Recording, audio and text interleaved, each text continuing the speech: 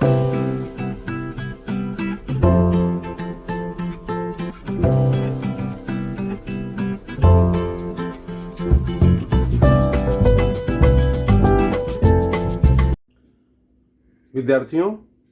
कक्षा 9वीं के विषय भूमिति में आपका हार्दिक स्वागत। लास्ट वीडियो में आपने एक्सरसाइज 7.1 के क्वेश्चन नंबर 1 और 2 के वीडियो देखे और आई होप कि आपको सवाल समझ में आया है। चलिए हम आगे चलते हैं और एक्सरसाइज 7.1 का ही देखते हैं क्वेश्चन नंबर 3। विद्यार्थियों, क्वेश्चन नंबर 3 यह आपको ग्राफ पेपर पर बनाना है। तो इसके लिए आप एक आलेख की बुक या ग्राफ पेपर की जो बुक आती है वो आप खरीद लेंगे और उसके ऊपर ही बनाना और प्रैक्टिस करना है। एग्जाम में इस तरह के क्वेश्चंस 4 मार्क्स में पूछे जाते हैं। आइए देखते हैं क्वेश्चंस क्या है। देखिए, दिया हुआ है कि प्रतल में निर्देशांक पद्धति निर्धारित करो तथा निम्नलिखित बिंदु स्थापित करो। जैसे यहाँ पे दिया हुआ बिंदु L -2 4, M 5 6, N -3 -4, P 2 -3, Q 6 -5, S 7 0, T 0 -5। ठीक है, तो ये पॉइंट्स हमें स्थापित करने हैं।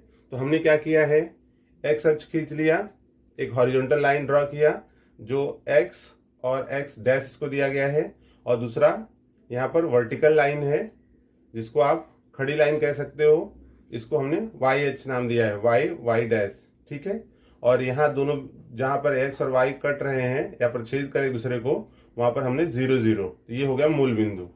आपको पता है कि x अक्ष पर दाहिने तरफ जाएंगे तो संख्याएं धनात्मक होती हैं।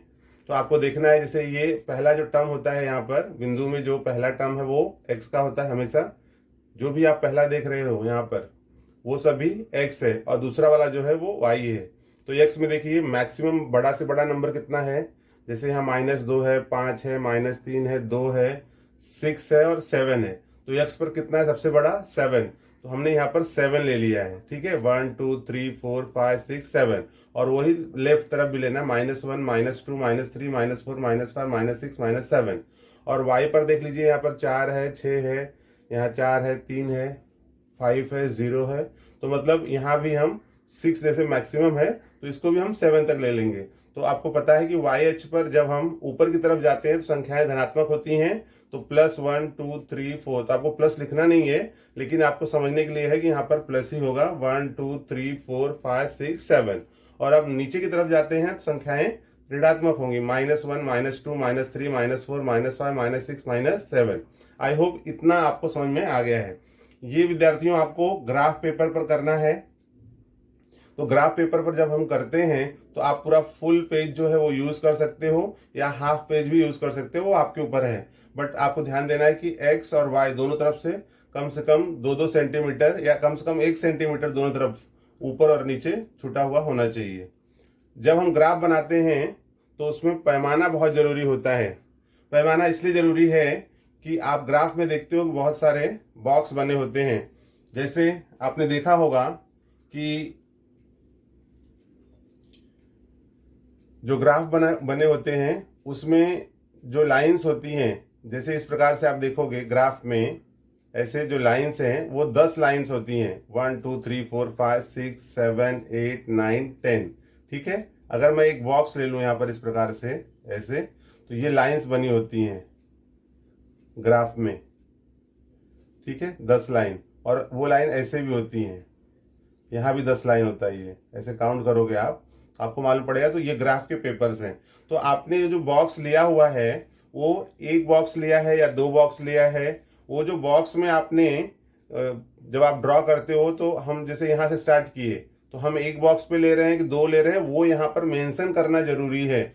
अगर आपने ये मेंशन नहीं किया तो ये बता पाना मुश्किल होता है कि आपने कितने पर कौन सा मान लिया हुआ है। इसलिए पैमाना बहुत जरूरी है। बहुत सारे बच्चे पैमाने पे ध्यान नहीं देते हैं और इसलिए इसमें ग्राफ में 1 नंबर कम से कम आपका कट जाएगा। इसलिए जब भी आप ये ग्राफ बनाओगे आपको पैमाना जरूर लिखना है। जैसे मैंने क्या किया है, ये x अक्ष है और ये y अक्ष है, तो दोनों पर जो 0 और 1 के बीच का जो डिफरेंस है, चाहे नीचे से ऊपर हो या लेफ्ट टू राइट हो या राइट टू लेफ्ट हो, तो उसमें मैंने लिया, उसको माना है 1 सेंटीमीटर। तो मतलब एक जो बॉक्स है वो 1 सेंटीमीटर है, उस पे चूंकि यहाँ पर सिर्फ नंबर है, किसी प्रकार का कोई यहाँ पर आपको कुछ ऐसे जैसे होता है कि उम्र दी गई है या फिर जैसे गेहूं या मतलब चावल या दूध ऐसे कुछ मेंशन होता है, तब यहाँ पर हम लीटर या रुपया, तो जो दिया गया होगा यहाँ पर वो हम मेंशन करते हैं। फिलहाल यहाँ पर कुछ भी नहीं दिया गया है, इसलिए 1 सेंटीमीटर पर 1 इकाई 1 यूनिट करके हम यहाँ पर लिख सकते हैं। तो इस प्रकार से विद्यार्थियों, ये जो आप बनाओगे इस प्रकार, जैसे कहा गया है कि प्रतल में निर्देशांक पद्धति निर्धारित करो तथा निम्नलिखित बिंदु स्थापित करो, इस प्रकार से जब होगा तो आपको ग्राफ पर ही बनाना है। और ग्राफ जब भी बनाओगे तो एक्स अक्ष और वाई अक्ष ड्रॉ करना होगा, और उसमें ये जो पॉइंट्स मैंने लिए हैं कैसे लिए वो मैंने आपको बताया, और वो बनाते समय आपको पैमाना जरूर लिखना है, क्योंकि पैमाने के आधार पर ही आपका ग्राफ बनेगा। आई होप इतना आपको समझ में आया है। चलिए अब हम बिंदु को स्थापित करते हैं।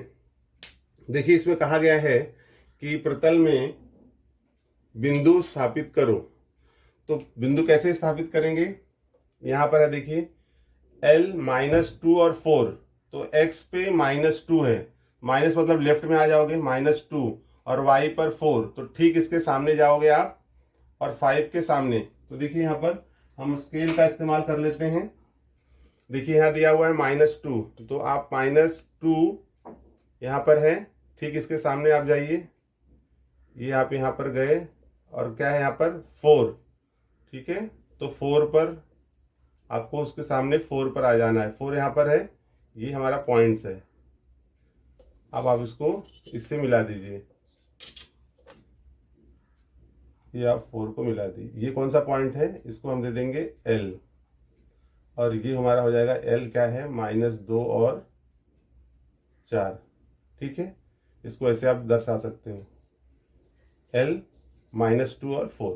फिर है M5 6, तो ये 5 है और ऊपर 6 है, तो ये 5 के ठीक सामने जाओ, तो आप स्केल का इस्तेमाल करोगे। यहाँ पर आपको स्केल रख लेना है, और यहाँ पर देखिए 6 है, ये पॉइंट्स है, तो इसको यहाँ पर आप ड्रॉ सीधे भी ड्रॉ कर सकते हो ऐसे, और यहाँ पर 6,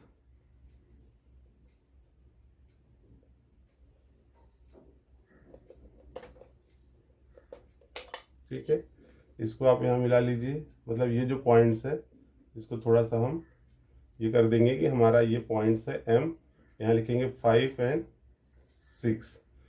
फिर है N -3 -4, तो x पे -3 और y पे -4, तो वो पॉइंट यहाँ पर आ जाएगा। तो यहाँ पर आप रखोगे, ये आपने 3 लिया, पॉइंट्स यहाँ से आप ड्रॉ कर लो, ये यहाँ आ गया, और ये 4 पर रखना है आपको।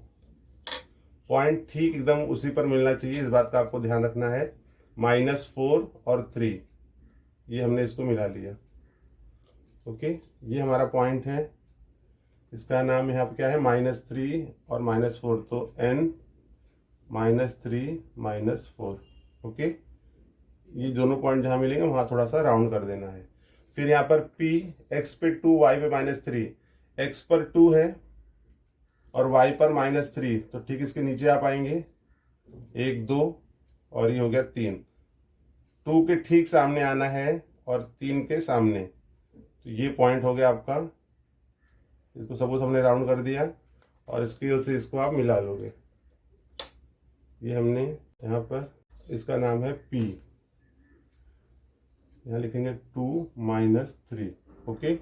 अब जैसे Q 6 -5 है, तो Q 6 -5, x पे 6 है और y पर -5, तो ठीक इसके सामने हम आएंगे, ये पॉइंट है, तो आप इसको स्केल से इस प्रकार से मिला लेना है आपको, -5, यहाँ पर हो जाएगा आपका Q 6 -5। आई होप स्टूडेंट्स आपको इस प्रकार से ग्राफ में बनाने आसानी से आ जाएगा। अब लास्ट के 2 पॉइंट्स बचे हैं, S 7 0, तो x पर 7 है, y पर 0, तो वो पॉइंट वहीं पर होगा, S 7 0, तो x पर 7 है, तो ये जो पॉइंट्स है ये x का हो गया, y 0 है, तो ये यहीं पर राउंड कर दोगे, और यहाँ आप लिख दोगे S 7 0। उसके बाद का है T 0 -5, तो x 0 हो गया, y पे -5 है तो -5 का पॉइंट ये यहाँ पर है, इसको आप राउंड कर लो और यहाँ पर लिख दोगे आप t 0 -5। आई होप स्टूडेंट्स ये बताई गई जो रचना या आप जो मैंने आपको ग्राफ बताया है, इसको आपको ग्राफ पेपर बनाना है और एग्जाम में इस तरह क्वेश्चंस डेफिनेटली आते हैं फॉर 4 मार्क्स के लिए, तो आपको इसको प्रैक्टिस कर लेना है। और कोई डाउट है आप हमें कमेंट बॉक्स में लिख करके पूछ सकते हैं, आपको बताया जाएगा। तो इस प्रकार से क्वेश्चन नंबर 3 जो ग्राफ पर बनाना था वो क्वेश्चन यहाँ पर कंप्लीट होता है। यदि आपको वीडियो पसंद आए हैं तो इसे शेयर करना न भूलें, साथ में चैनल को सब्सक्राइब कर लें और बेल आइकन जरूर प्रेस करें जिससे आपको नए सवालों के जो नोटिफिकेशन है वो समय पर प्राप्त होते रहें।